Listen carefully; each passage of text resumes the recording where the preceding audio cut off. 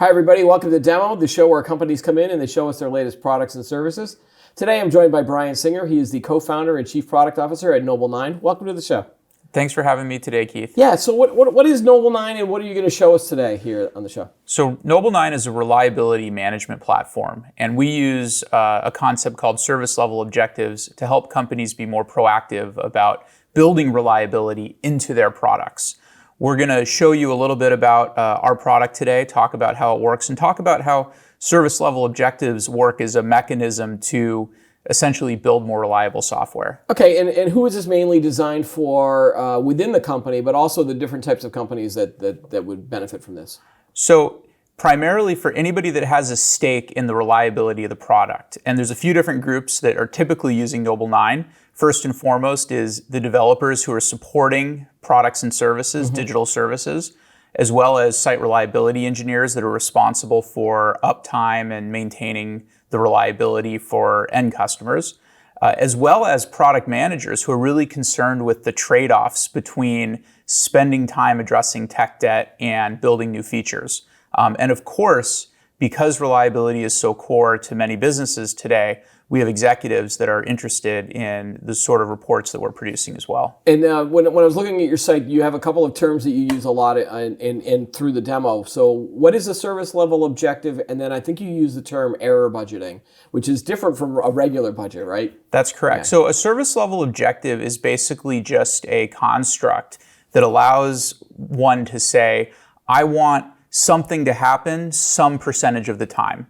In the case of software, it might be, I want this API to respond in under 2 seconds, 99% of the time. And it helps us build in tolerances into these services.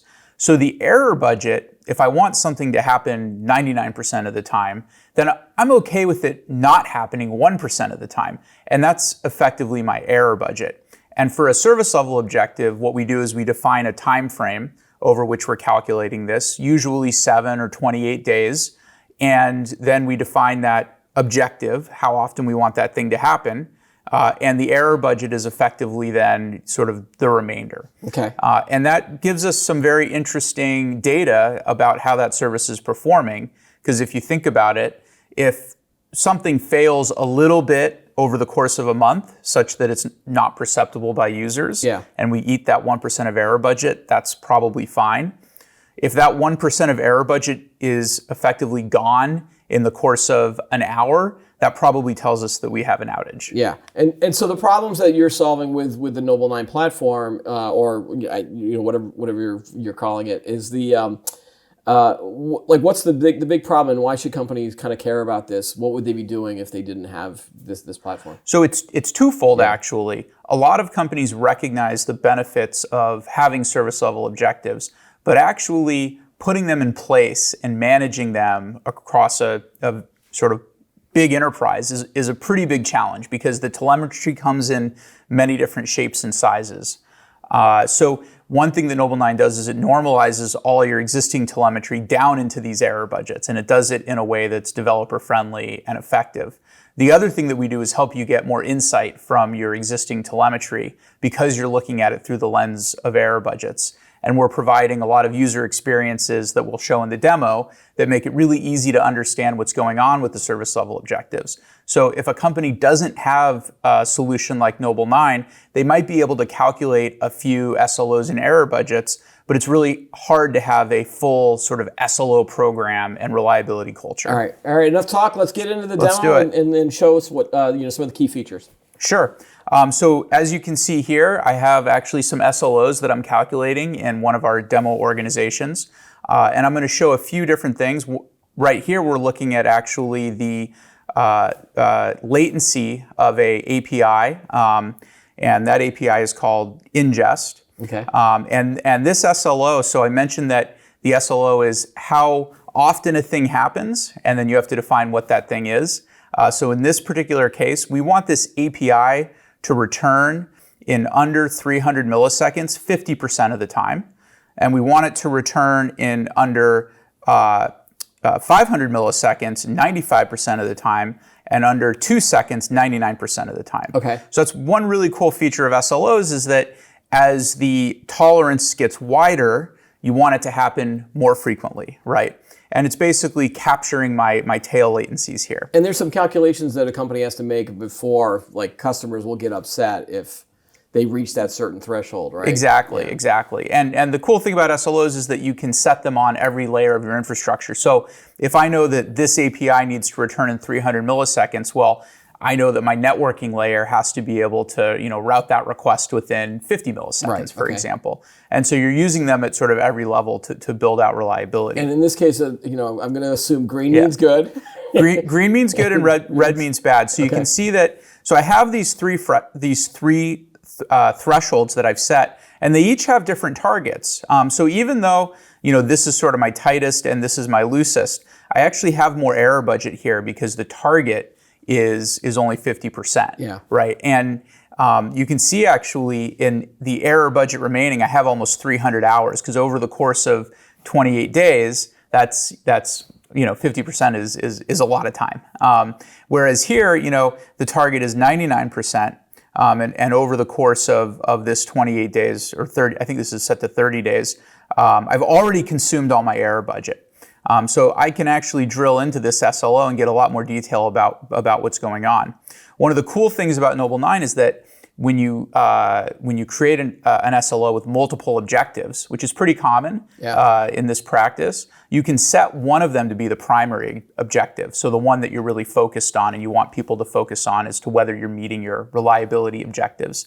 And here I can see I haven't set one, but in this case I'll set it as the fast one that we're on right now. So this SLO actually, one of the neat things about the Noble 9 platform is what we call a calendar aligned SLO, which means that we're starting to calculate the error budget on the first of the month, and then at the end of every month we're resetting. You can also have SLOs that we call rolling, which basically is a rolling window that will sort of constantly update. So as you have bad points roll off, you'll get more points. This sort of SLO is more useful if you're trying to track an SLA for a customer. Like you say, over the course of a calendar month, I need to be 99% available. Right. And it really helps you do that.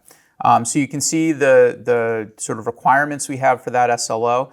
You can see actually the query. So this is the actual indicator that we're testing against that hypothesis that it'll be less than 300 milliseconds. And it's basically the P99 of how long an HTTP request takes to this ingest service. Okay. Yeah. One of the neat things about Noble 9 is that we support bringing in telemetry from a really wide array of providers. So this particular SLO is created, I think it's a Prometheus provider that's basically giving us the data, but we support Datadog, we support New Relic, we support pretty much all of the different observability systems that are out there. Okay. So we can see here with this objective, our target's 50%. We're at almost 90%. We're looking good. Nothing to really be worried about right here. I can see actually, this is the threshold that we're setting, and most of the time we're under it. But some of the time we are actually burning a little bit of error budget, and that's actually happening right now. You can see. So this will tell you when something does not hit that threshold that you set. Exactly. Yeah. Sort of in real time, we're calculating whether we are successfully hitting that threshold with this indicator. And you can see that we're actually not burning all that much error budget, even though we've had a little latency spike. Yep. And that's just because the target here is so low. Yeah. Now, if we flip over and we look at go to one of the red ones. Yeah, we're going to go to one of the red ones now to this poor objective. You can see that this is the same indicator, and even though the threshold that we're trying to hit is looser, it's 200 milliseconds. We're actually burning error budget at such a rate that we'll exhaust it in a fifth of the time period. And so that actually probably is enough if we had an alert configured on this SLO to alert us. And that's one of the cool things about SLOs is that the error budget-based alerting is a really good indication when something is happening in the system that's going to cause customer pain. As opposed to sort of your typical threshold-based alerting where it's noisy, it flips on and off, you might get paged and you're not sure if it's something that's going to really impact. Let's look at this ingest error rate SLO, and I noticed that this actually has an alert that's firing right now. And I'll drill into this one here, and we see that we have this alert policy, which is called fast burn. And this we set this to a high severity, and we can see here that this triggered for this particular SLI here, and we can see basically the condition that caused this to trigger. We're at 1,000x burn rate in this SLI, and so that's an indication that something is wrong. One of the cool things about Noble 9 is that you can create alert policies and then attach them to multiple SLOs. So this particular policy is basically saying, if the average error budget burn rate, and so that's the rate at which I'm consuming that error budget, is greater than 20x, so 1x burn would mean I would exhaust all my error budget at the end of the period. 20x means I'm going to exhaust it in a 20th of the period. Right. That's typically pretty high burn rate. Based on an alerting window of 5 minutes, we want to trigger this alert. And when this alert's triggered, we can actually add, and I don't have any added into this because I didn't want it to actually page me, but we can actually add an alert method, right? I can basically say, send this to PagerDuty, send this to Jira, that kind of thing. So that's a really good way to look at sort of what's going on in your system. Once you see some of these things that are triggering high burn rates, can you dig into the details, or do you have to then go to the other monitoring system to find out what the reason was that this was happening? Yeah, so typically you'll be looking at maybe your dependencies in Noble 9 and seeing what other things are actually burning error budget right now. And we have a great dashboard, the service health by burn rate, right? So this basically shows you everything that's burning error budget right now. Typically, if you're burning error budget, it's probably because of something that you did to the service or something that's wrong with the dependency. And so in this case, I see this notification success rate SLO is burning. I see a couple of these other SLOs are burning. That might be telling me something about what's actually going wrong. Now, sometimes you actually got to go into the log data, right? And one of the cool things about SLOs is that they typically give you the jumping off point to do that. And within Noble 9, we'll give you a link to go analyze the SLI that's actually failing. So if I was I wouldn't just want to set such a low bar that I'm hitting all of the thresholds, because that's not really going to make any good business sense. You do have to have some of these increasing bars so that you really do know if you're causing some pain for customers. And that's a great segue. One of the tools that we have in the Noble 9 in Noble 9 is a tool that lets you analyze the indicators and determine sort of how reliable they should be. Yeah. So if I go into this one, for example, because you're not just throwing numbers out in the air. Exactly. Yeah. So that might be a conversation with a product manager to say, hey, when a customer is using this, what do you expect it to do? Right. One of the SLOs we have within Noble 9, for example, is chart data latency. A lot of things in the platform can affect how long it takes us to actually pull the chart data in, right? It could be the load balancer that the user's coming in through. It could be the connection to our internal time series database, right? So it's not necessarily that that's going to tell me exactly what's wrong, but that's definitely something that our engineers want to understand if there's an issue. Right. And so what we're doing here actually is we're pulling in some historical data and we're analyzing it. We're basically telling whoever is creating the SLO, look, the P99, so basically the 99th percentile of these requests is about just under a second, 0.89 seconds.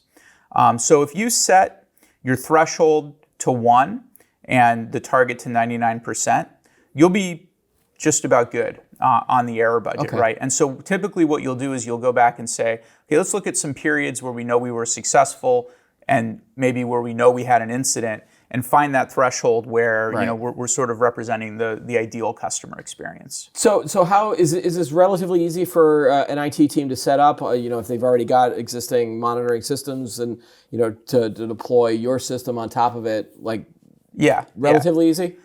Very straightforward. And I mentioned that we support a lot of sources of data today. So whether you just have your data in Amazon CloudWatch, or you're using Prometheus, or you're using some of these other tools, they're pretty straightforward integrations. We can actually put an agent behind the firewall if that data is not exposed to the internet, or we can connect directly to a SaaS provider to gather it. And you offer a free trial of this? platform? Yes, we offer a free trial. If you're interested in trying out the software, reach out to us, and we'll get you set up with Right, that. because there's a lot of other features that we didn't get into, but where can people go for more details on the platform? So if you go to noble9.com, we'd be happy to give you a full demo. Yeah. We also have a demo environment that is newly launched that is actually this environment, so you can actually sign up and just start, sort of perusing through the different features and functions of the platform. So you can play with it without making anything to go haywire, right? Yes, exactly. All right, Brian Singer, thanks for being on the show, and thanks for the demo. Great, thanks for having me, Keith. That's all the time we have for today's episode. Be sure to like the video, subscribe to the channel, and add any thoughts you have below.